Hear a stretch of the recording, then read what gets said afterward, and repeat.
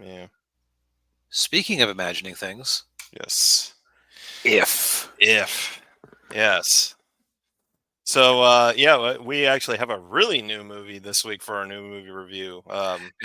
Yeah, last week we had the shortest spread between new and old reviews of 4 years. Yeah. This week we have a more proper 30-year gap. Yes. Yeah. So yeah, we gave a watch for with If, which is now on Paramount Plus. Um, and it this is it's based on a children's book series, if I'm Is not it? mistaken. Is it? I can't remember. Um, well, I know that. So there was a very similar cartoon on Cartoon Network about 15, 20 years ago at this point called Okay. Foster's Home for Imaginary Friends. And I'm just going to get this out of the way right now. I refuse to believe that anybody involved with this movie was not aware of that show. Okay. Um, Okay. in part because, well, Steve Carell's big purple guy is named Blue, Yeah. and there was also the main imaginary friend in that show, different looking guy, but his name was also Blue. Although he was Mm, actually blue rather than being purple, but yeah. Yeah. uh, Okay. So it's so weirdly coincidental. yeah. So it's either either a reboot or remake or a total ripoff. And since that's the only like direct thing that's the same, I Yeah. think we're gonna have to put it more in the category of heavily inspired. Is the Heavily most I'm inspired. willing. That's the most I'm willing to say without Okay. any Yeah. without more direct evidence. But Yeah. Yeah. Okay. Um. some Daniel's usually in charge of coming up with the titles for these reviews, but I almost want this one to be "If is for sad children, and that's okay." Yeah. Pretty much. Yeah. Yeah.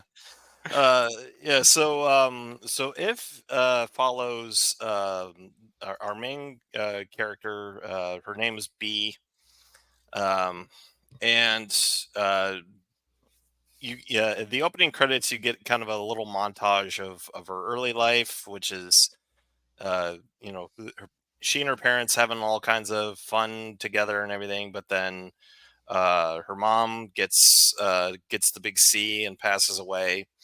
And then the movie picks up where she's at her grandmother's apartment, which uh, I don't know what she did for a living or what her late husband might have done for a living, but probably had a very good job if they could afford a place like that in in in New York and Brooklyn. I'm going to go with the theory that she's one of those people who got a really like basically rent control at some point. Uh, yeah. So she's probably been able to live at basically the same cost for 30 odd years. Yeah, yeah, that makes sense. Uh, but yeah, so Bee's with her grandmother, and that's because her dad, who's played by John Krasinski, who's also the writer and director of the movie, he's in the hospital because he's got to have heart surgery. And so she's got all this going on, and then she starts seeing odd people around her apartment. Yep. And to answer Holy Ninja's question, because I brought up the reference to Foster's Home for Imaginary Friends, no.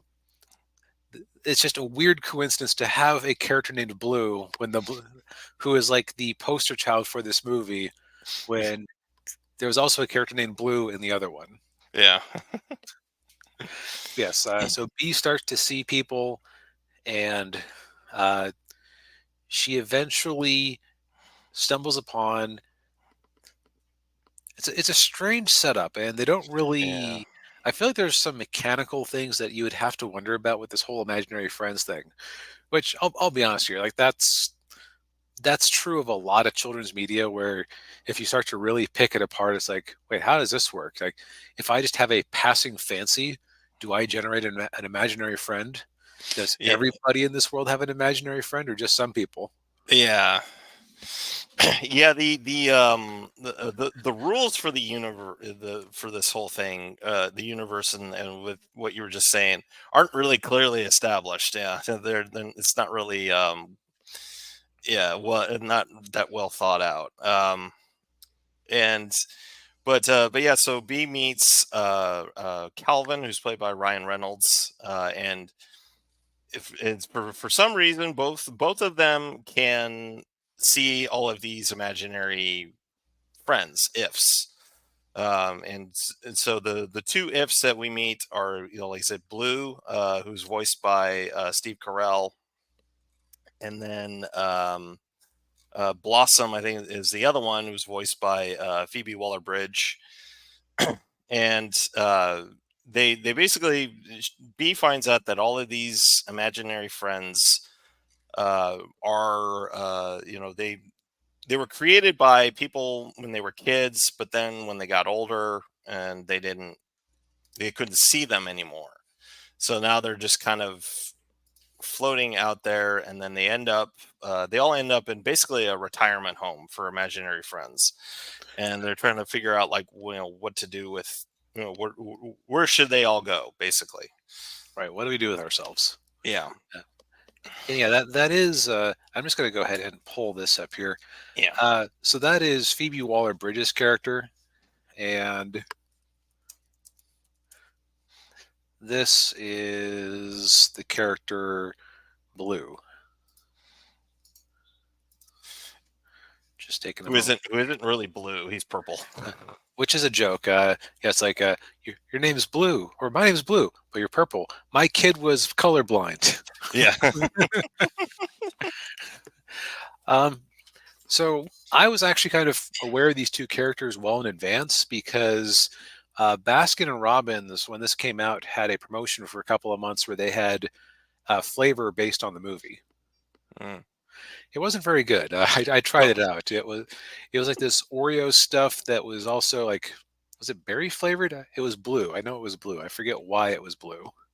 probably blueberry. Yeah. Maybe bubble gum. Yeah. It was strange. I couldn't recommend it, but I remember as soon as I saw this Betty Boop style character here, I was intrigued just because it's like I like things like Cuphead that pay homage to the very early generation of animated characters.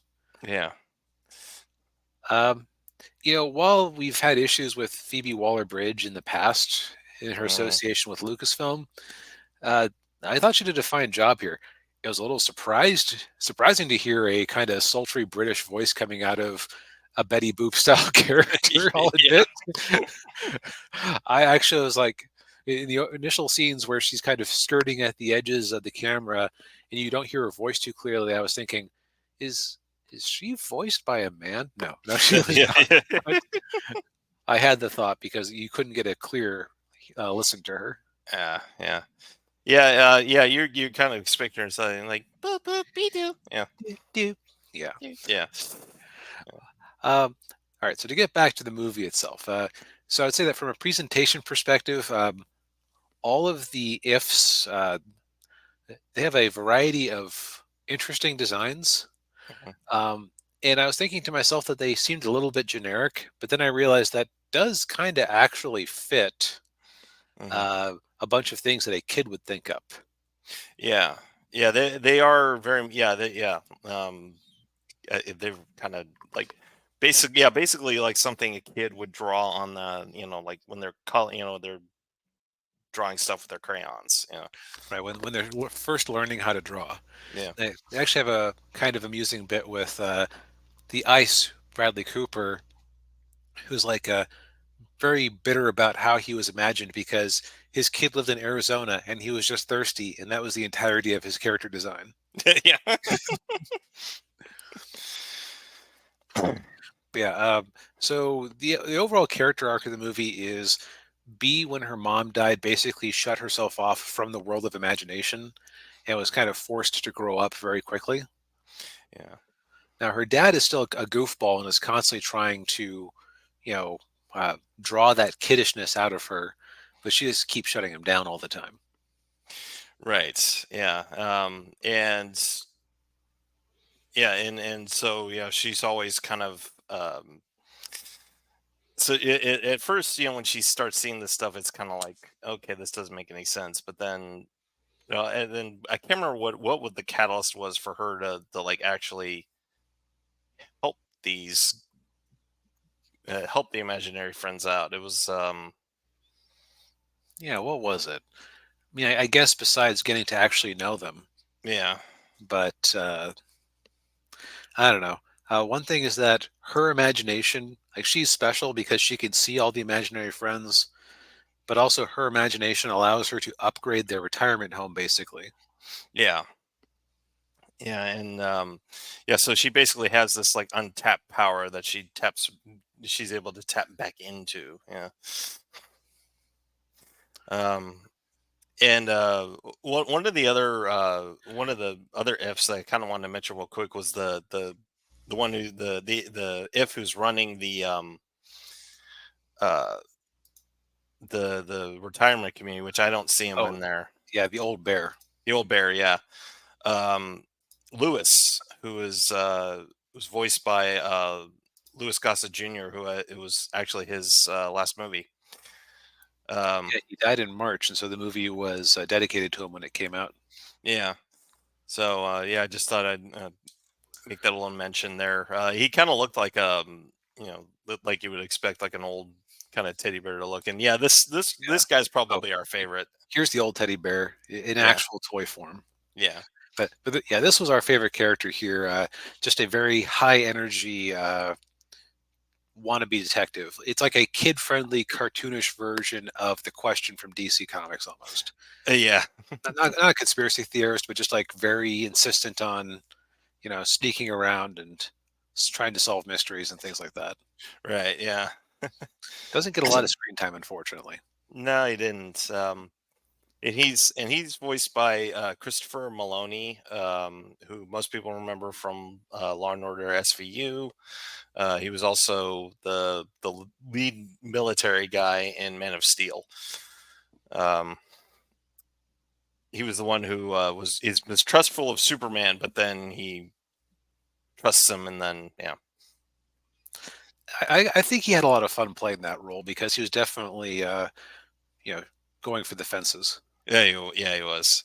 Yeah, and it, yeah, and a lot of the other characters too are they're all voiced by like heavy hitting actors. I mean, you had like you mentioned Bradley Cooper, and then George Clooney voiced I think the spaceman.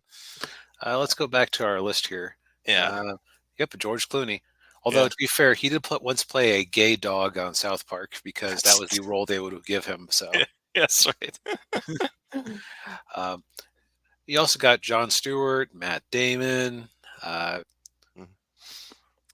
Amy And, Schumer as an enormous gummy bear. Probably the finest performance I've ever seen from her. oh yes, But so this movie cost 100 million to make, and I believe that the ifs are a big chunk of that, between hiring a bunch of name actors and also having to CGI all of them. yeah, Now, I think that if I was going to, I mentioned at the start of the show that my title for the episode would be like, "If is for sad children, and that's okay." yeah. I said that and I mean it because it feels like it's designed to help children who have gone through some stuff to just kind of deal with it. Yeah, yeah, you definitely get that sense. Especially, I don't know if I want a minor spoiler, but Let's kind of put that a pin in that until we get to okay, a spoiler section. okay, all right, Because it is definitely about her getting back in touch with not just her imagination, but also with people in general. Because she's walled herself off. She associates creativity with her dead mom. Mhm. So just her opening up again. Yeah, Um, and of course, she has extra reason to wall herself off because she's worried that her dad's going to also die. So it's yeah, And I think that the overall message of this movie for kids is, hey, bad things happen, but they don't always happen. mhm. And you can't just wall yourself off from everything. Yeah, and I think that's a good message. Yeah. Uh, it also feels like this movie is a bit therapeutic in the sense that there aren't really a lot of wild scenes. No, there aren't. It's not. Yeah, usually with a movie like this, you're thinking it's going to be like Who Framed Roger Rabbit, where it's just goofy stuff all the time. But it never really gets goofy. That Uh, might be why we liked the detective the best, is because he was the closest to that sort of character. yeah, yeah, Like, if we take Steve Carell's character Blue from the picture here, he's a very calm and sedate character. yeah. Like, he's just kind of generically friendly, kind of a little bit hapless, Hmm. but he's not, he's completely non-threatening. Yeah, Meanwhile, Phoebe Waller-Bridge's insect character, calm, soothing voice. Really, the only character who's upsetting at all for the kiddos is Ryan Reynolds himself. Because here's the thing: if I found out that behind the scenes Ryan Reynolds was a complete jerk and nobody actually liked working with him, I wouldn't be entirely surprised, because in movies like this and Rest in Peace Department, which we reviewed a few months back, he's yeah, always really good at just being an unlikable SOB. yeah, Like, he has this charm that he layers in with that jerkishness, yeah. but I think it's always there in every role. So either that's just the persona he's adopted, or he's doing what he knows. And Ryan, if by some weird chance you happen to see this, um, I'm not casting judgment. I'm just saying that if in 20 years somebody writes the tell-all book, you're so good at portraying the types of characters you portray that I would not be entirely surprised. Yeah, So, if you want to avoid that fate, maybe give your secretary the day off or something. I don't yeah, know. All right. yeah, So I think that the thing is that I think that if I was going to categorize this movie, it was a little bit on the slow side for us. I think we both agreed on that. yeah. I was. Yeah, Um, but again, it's also, if you have a child who's going through some stuff, quick, abrasive characters, really traumatic situations. Um, and this has a bunch of soothing, visually interesting scenes, is the way I'll put it. yeah, yeah, So it's also I would say it's suitable for any kid who isn't going to start crying as soon as the mom dies in the first scene. yeah, You also know it's a kid movie because they kind of say the subtext out loud at the end, with yeah, just a kind of telling us B's character arc. yeah. Now to talk about the actors for a second, outside of mildly slandering Ryan Reynolds, which I don't mean, but again, it's just the characters he plays. Yeah. Uh, B herself kind of carries this movie, and she is very good in it. Yeah. Yeah, the actress who played her, I can't remember her name, Caitlin something. Yeah, she was from The Walking Dead, Yeah, and I haven't ever watched The Walking Dead, but I think I've seen clips of her here and there, so she seemed vaguely familiar that way. yeah, She was also young Ray in the Star Wars sequels, which we won't hold against her, because yeah, that character is blameless. And yeah, um, all right, so non-spoiler thoughts. If you're a parent, I think I can recommend this to most children. yeah. I can, Uh, yeah, I'd say so. eh, Yeah, keep an eye on them in case they start getting a little bit antsy, but because I could see this falling flat with some people. yeah, Which, this movie wasn't a huge box office success. So, and yeah. again, it was released at a time when nobody was going to theaters this year. So, like that dead zone after March that we've been reporting on so much. Right. Yeah. And I don't remember, any real like marketing for this movie. I mean, I didn't really. Yeah, the only marketing I can really remember from it, I, maybe I saw a trailer at the theater, but also they partnered with Baskin Robbins to give this thing an ice cream cone. Right. Yeah. So that cost them something. Yeah. Yeah.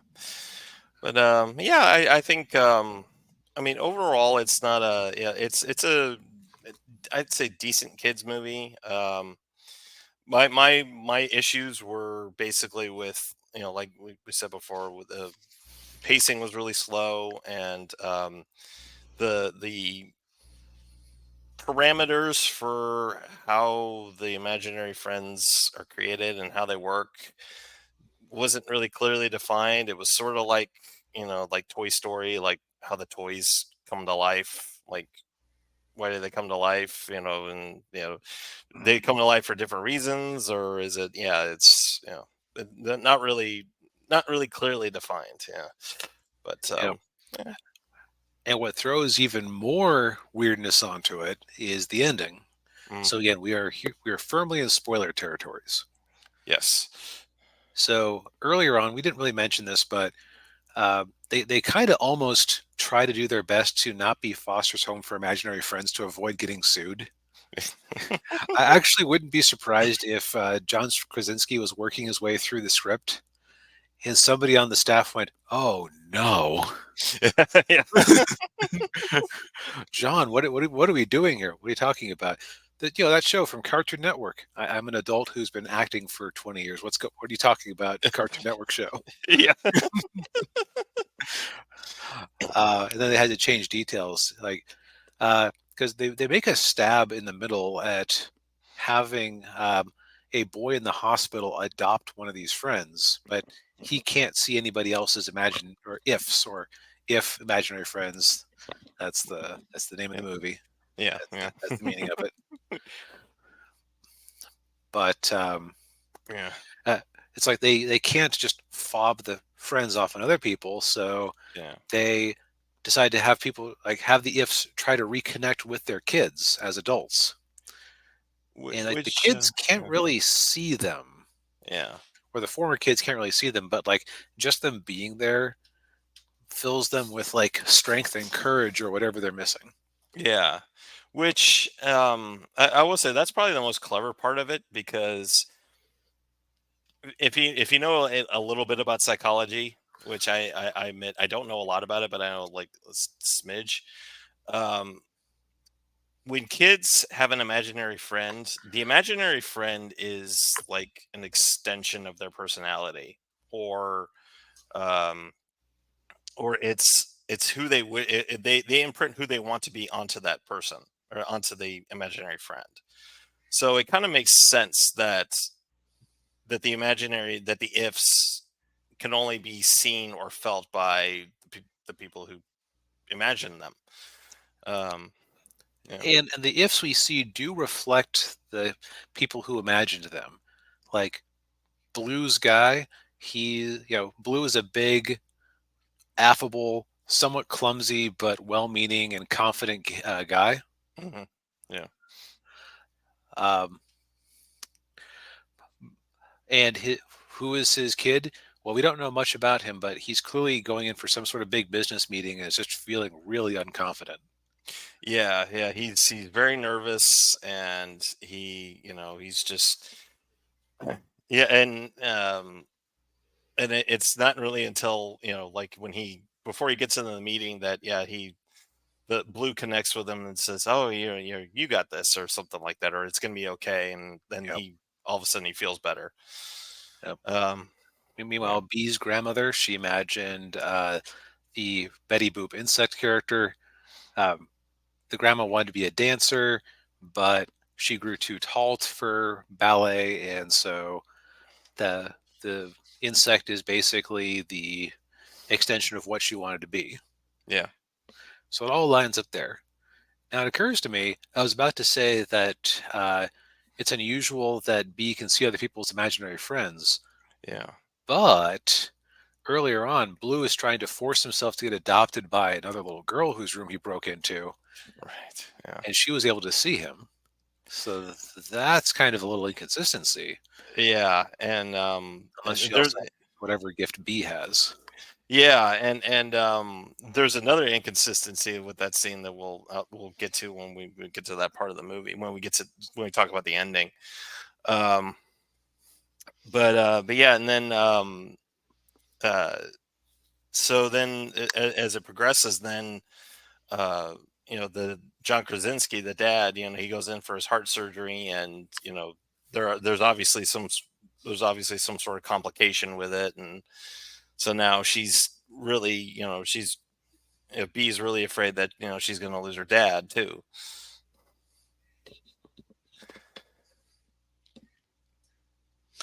Yeah, and what you discover after he's okay. That spoiler alert: the Yeah. dad doesn't die. That's why I felt so confident recommending this movie for sad children. Yes. Yeah.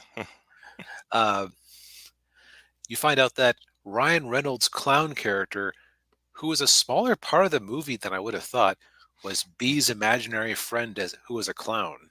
Yes. Yeah, and to go back to what I was saying before, when yeah, like Ryan Reynolds is in the girl's house with Blue, when he's trying to become the friend for the little girl. So one of the things Blue does is when he gets really nervous, he sneezes, and so he sneezed on Ryan Reynolds, and then he falls backwards and it hits all of her toys, and then he hides under the bed. It's like, although if she could see Blue, then conceivably she could probably see him too. So that might be why he hid. But it's like, if he's imaginary, then you know why is he Yeah, hiding? Why is he hiding under the bed? yeah. It's strange because through the movie, Ryan's character, like what the story arc they seem to be going on, is that Ryan has this is a human with the same gift as B, who Yeah, is feeling burnt out after all these years of taking care of these imaginary friends, yeah, and she's there to you know, uh, rekindle that love of helping and and whatnot in him. yeah, But if he's her imaginary friend, then he's just one of the inmates running the asylum, yeah, which kind of takes away a little bit, in my opinion. yeah. I thought so too. Um, and I will say I kind of figured it out pretty quickly, or not quickly, but once they, like the scene when she's trying to match the kid in the hospital up with one of the imaginary friends, and like Hmm. he's only talking to her. He never addresses Ryan Reynolds. So I was kind of like, Okay. oh, that's That, kind of when I kind of went, okay. she had a sixth sense kind of moment there where you went, wait a second, no one's actually talking with Bruce Willis here. Yeah, right. Yeah, yeah, um, So I don't know that I'm as fond of that ending, but I think it's the type of twist ending that a kid would really enjoy because they wouldn't be breaking it down the same way we are. yeah, Wait a minute, would it thematically make more sense if he was just another human? yeah, Also, there's a mild inconsistency. Okay, Billy, you're not allowed to watch old Ebert reviews anymore. yeah, You're turning into a killjoy. yeah, yeah, Yeah, I would say that I think we kind of agreed it was like a C movie, but not like a hateful C movie. Just yeah, for us as adults who don't necessarily need a bunch of whimsy injected into their lives, didn't really give us what we needed. yeah. Yeah, yeah, I'd say so. Yeah, this is definitely for I would say, what do you say, 8 to, or well, 6 to 10, maybe. 6 to 10. Yeah, maybe 11. Yeah, And also, it won't be an awful time for parents watching along with it because there is a lot of visual effects that are kind of interesting, and so it's very sweet. Its heart is definitely in the right place. yeah, definitely. Yeah.